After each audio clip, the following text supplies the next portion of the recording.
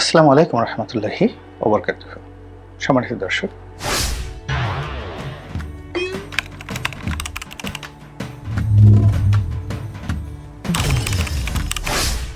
বাংলাদেশের সঙ্গে ভারতের যে সম্পর্কে টানাপোড়েন এবং এখানে যে বরফ জমা হয়েছে সম্পর্কের ক্ষেত্রে, এরই মধ্যে হুট করে পাকিস্তান একটা নিয়ামক শক্তি হিসেবে বাংলাদেশে হাজির হয়েছে।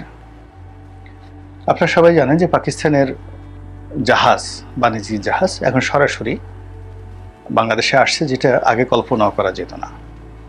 এখন তারা অনেক নিত্য প্রয়োজনীয় সামগ্রী নিয়ে আসছে করাচি থেকে, কিন্তু ভারতীয় মিডিয়া থেকে শুরু করে এদেশে যারা ভারতপন্থী লোকজন আছে তারা প্রচার করছে যে পাকিস্তান থেকে সেই জাহাজ ভরে ভরে অস্ত্র আসছে এবং এই অস্ত্র দিয়ে ভারতের বিরুদ্ধে লড়াই করা হবে, এখানে জঙ্গি সৃষ্টি করা হবে, এই ধরনের অপপ্রচার চলছে। কিন্তু তারপরে বাস্তবতা হলো যে পাকিস্তান এখন বাংলাদেশের সঙ্গে বহুমাত্রিক সম্পর্ক স্থাপন করতে যাচ্ছে।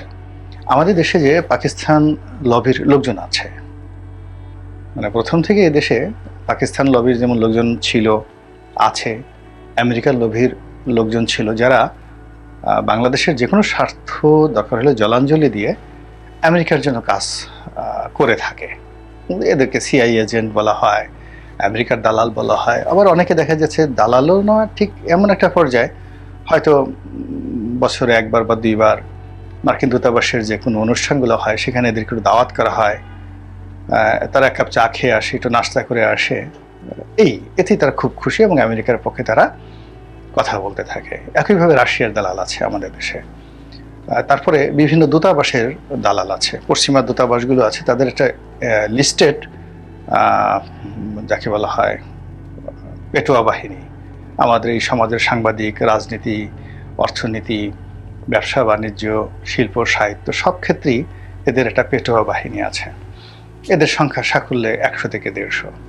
তো তারা এই বিভিন্ন দূতাবাসের অনুষ্ঠানে যাবে, সেখানে খাওয়া দাওয়া করবে এবং ওই সকল ছবি আবার ঘরে টানিয়ে রাখবে, ফেসবুকে দিবে, এবং তারা যে ওই সকল দেশের খুব একেবারে বিশাল ইনফ্লুয়েন্সার, তাদের কথা মতো ভিসা হয়, তাদের কথা মতো ইত্যাদি হয়, এগুলো নিয়ে অনেকে যাকে বলা হয় যত রকম টাউটারি আছে, বাটপারি আছে, তাতে করেই কিছু কিছু লোক আছে নাম ফুটানোর জন্য চেষ্টা করে, কিছু কিছু মানুষ নিজেদেরকে অভিজাত বানানোর চেষ্টা করে, অথবা ওই ধরনের একটা ভিজিটিং কার্ড ছাপিয়ে হয়তো দেখা গেল অখ্যাত ইথিওপিয়া আর বা ইথিওপিয়া তো নাম করা এখন দেশ, আফ্রিকার কোনো অখ্যাত একটি দেশের বাংলাদেশে অনারারি কনসাল জেনারেল, এরকম কতগুলো ডিপ্লোম্যাটিক পোস্ট আছে। তো এরকম হয়ে তারা একটা কার্ড ছাপিয়ে সচিবালয় যাবে, বাংলাদেশ ব্যাংকে যাবে, দালালি ফালালি করবে। তো এরকম অনেক লোকজন আছে। তো বাংলাদেশে ইসরায়েলের এজেন্ট আছে, মোসাদের এজেন্ট আছে। তো এই সকল এজেন্টগুলোর মধ্যে সবচেয়ে বেশি সাম্প্রতিককালে 3টি দেশের এজেন্টকে আমরা দৃশ্যত অ্যাক্টিভ দেখতে পাচ্ছি। এই মুহূর্তে বাংলাদেশে একেবারে পোয়া বারো হলো আমেরিকান যারা এজেন্ট, আমেরিকার যারা দালাল, এই মুহূর্তে তাদের একেবারে বলতে গেলে কি বলবো, পোলাও কুরমা ছাড়া এখন তারা কোনো কিছু খাচ্ছে না। ঘি মাখন মধুতে তাদের জীবন সয়লাভ হয়ে গেছে। এই মুহূর্তে সবচেয়ে দুরবস্থার মধ্যে আছে যারা ভারতীয় দালাল, ভারতের এজেন্ট বা ভারতের তাবেদার। ভীষণ রকম খারাপ একটি অবস্থার মধ্যে তারা আছে। আর দীর্ঘদিন ধরে যারা ওই যাকে বলা হয় পাকিস্তানের দালাল ছিল, তারা এই সময়টিতে এসে খুব ছটফট করছে। মানে নতুন পানি যখন আসে তখন দেখবেন যে অনেক মাছ সেই নতুন পানিতে গজায়, এবং কিছু কিছু মাছ, পুঁটি মাছ, তারপরে অন্যান্য ছোট ছোট মাছগুলো খুব লাফাতে থাকে, পানির উপরে লাফাতে থাকে, ওই মাছগুলো লাফাতে থাকে, নতুন পানির গন্ধে তারা মাতোয়ারা হয়ে যায়। এখন পরিবর্তিত পরিস্থিতিতে পাকিস্তানের যারা দোসর, দালাল, তাবেদার, এই মুহূর্তে তাদের যে দাপট বাংলাদেশে, এটা কেবলমাত্র আমাদের যে দৃষ্টিকটু তা নয়, এটি পশ্চিমাদেরকেও কিন্তু ভীত সন্ত্রস্ত করে ফেলছে।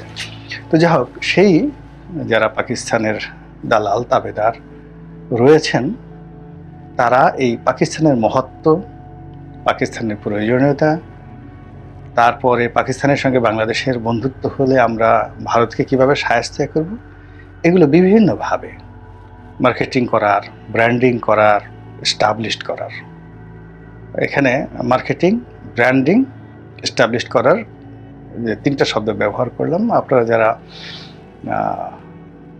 মার্কেটিংয়ের ছাত্র বা আপনারা যারা ব্যবসা বাণিজ্য বোঝেন তারা জানেন যে 3টি শব্দের গুরুত্ব কতখানি। এই কাজটি তারা কিন্তু আলটিমেটলি করে ফেলেছে পাকিস্তানের দাবিদাররা। পাকিস্তানের সঙ্গে আমাদের বন্ধুত্ব থাকতে হবে। পাকিস্তানের পণ্য ভারতের চেয়ে ভালো এবং সস্তা।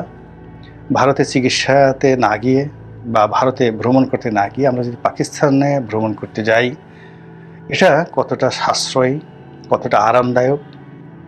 এজন্য সামাজিক মাধ্যমে নানা রকম ভিডিও ক্লিপ সেখানে ছেড়ে দেওয়া হয়েছে। পাকিস্তানের নৈসর্গিক দৃশ্য, তারপরে সেখানকার নারীদের সৌন্দর্য, স্ট্রিট ফুড থেকে শুরু করে পর্যটনের অন্যান্য যে সকল আকর্ষণীয় বিষয়াদি থাকে, এগুলো ব্যাপকভাবে প্রচার করা হচ্ছে। আর যেটি করা হচ্ছে সেটি হলো পাকিস্তানের সঙ্গে বাংলাদেশের যে সরাসরি বিমান যোগাযোগ, ভাড়া কমানো, এবং এখন পাকিস্তানের যেতে হলে বাংলাদেশে যারা লোকজন তারা অনলাইনে ভিসা পেয়ে যাবে সঙ্গে সঙ্গে, এবং তাদেরকে কোনো ভিসা ফি দিতে হবে না। এটি পাকিস্তান সরকারের পক্ষ থেকে ঘোষণা করা হয়েছে।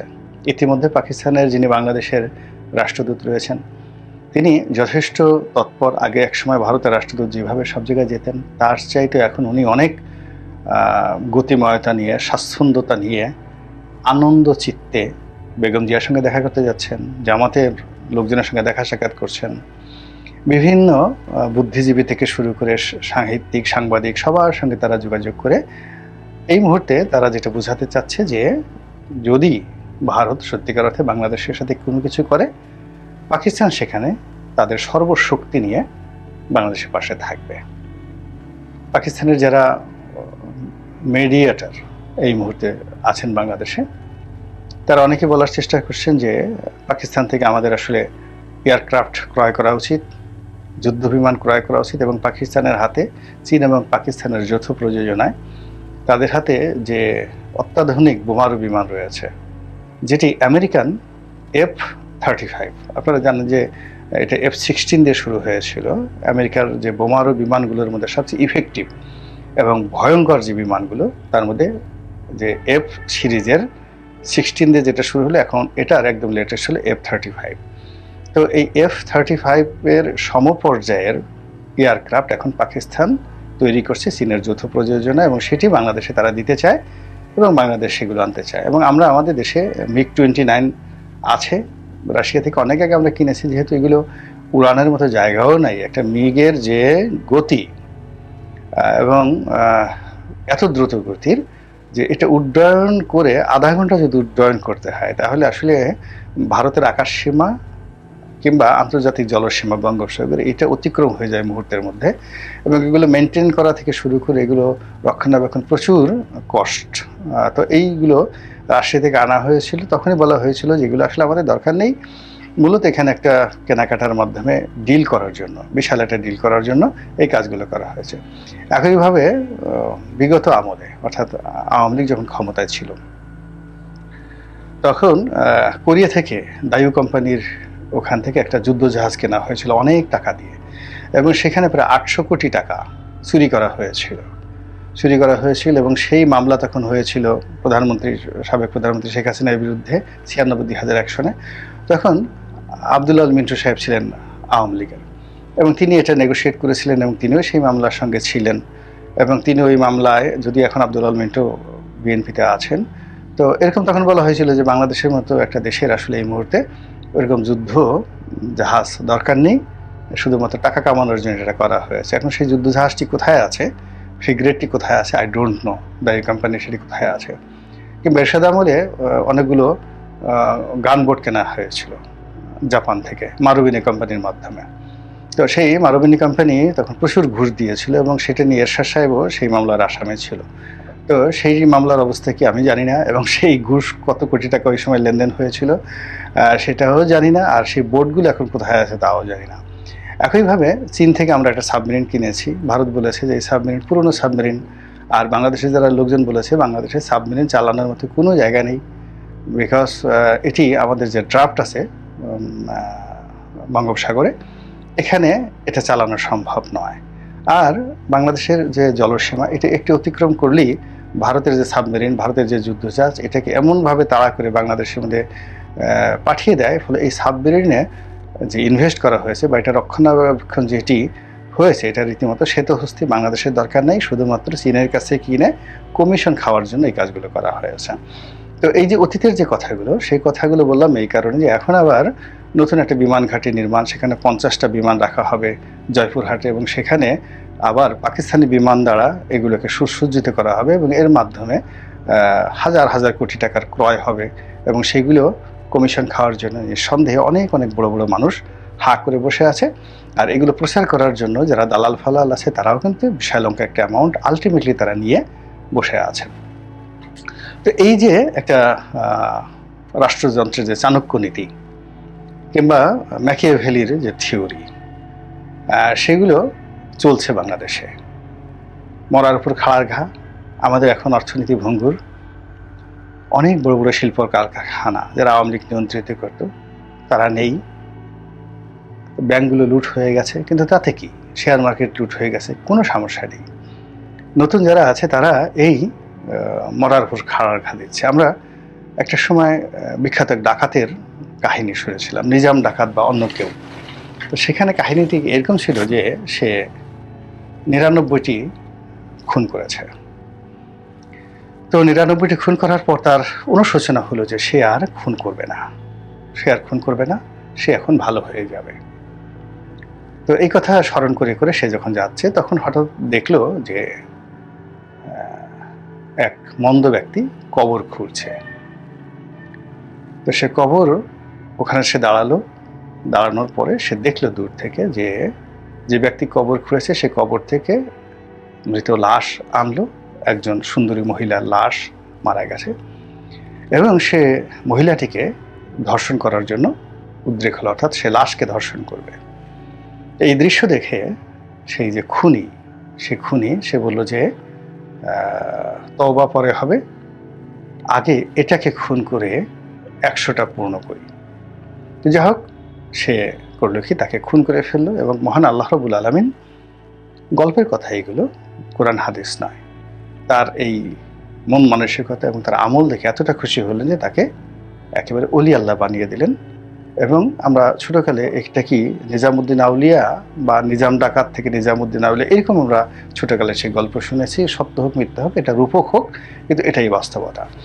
এখন আসলে বাংলাদেশ থেকে এই মুহূর্তে যারা ব্যাংক থেকে টাকা লুট করছে, এই মুহূর্তে যারা শেয়ার মার্কেট থেকে টাকা লুট করছে, তাদের নিষ্ঠুরতা, নির্মমতা, পাষণ্ডতা, অমানসিকতা, এটি বলতে গেলে ওই যে একটা মৃত নারীকে কেউ যদি ধর্ষণ করতে যায়, তার সাথে যদি যৌন সঙ্গম করতে যায়, ওটা যতটা ঘৃণিত, নিন্দিত, ঠিক তদ্রূপ। আমরা এখন বাংলাদেশ শেষ হয়ে গেছি। তারপরেও এখন এখান থেকে প্লেন বিক্রি করতে হবে, এখান থেকে যুদ্ধ বিমান বিক্রি করতে হবে, এখান থেকে এয়ারবেস তৈরি করতে হবে, এরকম নানা রকম পরিকল্পনা করে যারা ফন্দি ফিকির করছে, এতেই বোঝা যাচ্ছে যে জাতি হিসেবে আমরা আসলে কতটা খারাপ। তো যে কথা বলছিলাম যে আমরা তো খুব আবেগপ্রবণ, গায়ের রং সাদা দেখলে আমরা তাদেরকে সাহেব বলি, একটু উর্দুতে কথা বললে বা আরবিতে যদি কেউ একটু কথাবার্তা বলে আমরা তাদেরকে শায়ক বলি, আমরা তাদেরকে শায়ক বলি। যারা একটু ওয়াশ করতে পারেন, অনেকে 5 পাশে করেননি, 5 পাশে করেনি, তারা হয়তো দেখা গেল যে কোরআন শরীফে হিফজ করেছেন, কিছু আয়াত মুখস্থ আছে, কিছু গল্প কাহিনী মুখস্থ আছে। এখন এরকম মানুষ যখন কোথাও ওয়াজ করতে যান, তার নামের আগে 100টা উপাধি। সেই কি উপাধি? আলা হজরত, জিন্নুরাইন, নওয়াজুবিল্লাহ মিন জালেক, তো আলা হজরত, কুতুবে রব্বানি, এরকম হাজার রকম, দরিয়ায়ে বুরহানি, এরকম নানা রকম তাদের যাকে বলা হয় উপাধি দিয়ে এরপরে আমাদের জনগণকে বিভিন্ন রকম গল্প কাহিনী, কিচ্ছা কাহিনী শুনিয়ে তাদেরকে আবেগপ্রবণ করা হয়। তো এখনও পাকিস্তানের ব্যাপারে আমাদেরকে সেইভাবে একটি আবেগপ্রবণ করার জন্য নানা রকম প্রচার এবং প্রোপাগান্ডা সামাজিক মাধ্যমে চলছে। এবং তারই একটা প্রোপাগান্ডা দেখলাম যে একটা ভিডিও বেশ ভাইরাল হয়ে গেছে, যেখানে পাকিস্তানের বেশ কয়েকজন জনগণ যারা বাংলাদেশ নিয়ে ভীষণ রকম উদ্বিগ্ন। এখন ভারত বাংলাদেশের সাথে যা করছে সেটি নিয়ে তাদের বক্তব্য হলো যে আমরা দরকার হলে বাংলাদেশকে পারমাণবিক বোমা দেব, ভারত পাকিস্তানের জনগণ বলছে বোমা দেব, এবং বাংলাদেশ যদি আক্রান্ত হয় শুধু বোমা দিয়ে নয়, আমরা বাংলাদেশের ভাইদের পক্ষে দাঁড়ানোর জন্য নিজেরা যুদ্ধ করব এবং বাংলাদেশে যাব। এখন বুঝতেই পারেন যে এই কথা শোনার পরে আপনার কি প্রক্রিয়া হবে, আগামী কর্মপন্থার প্রক্রিয়াটা কেমন হবে, আপনার অনুভূতি কেমন হবে, আবেগ কেমন হবে, এই বিষয়গুলো নিয়ে ভাবতে থাকুন, আবেগতাড়িত হতে থাকুন, আর আমাদের পাকিস্তানি ভাইদের যে প্রচার, সেই প্রচারটা এনজয় করতে থাকুন। আল্লাহ আমাদের সবাইকে হেদায়েত দান করুন এবং হেফাজত করুন। আসসালামু আলাইকুম রহমতুল্লাহি ওয়া বারাকাতুহু।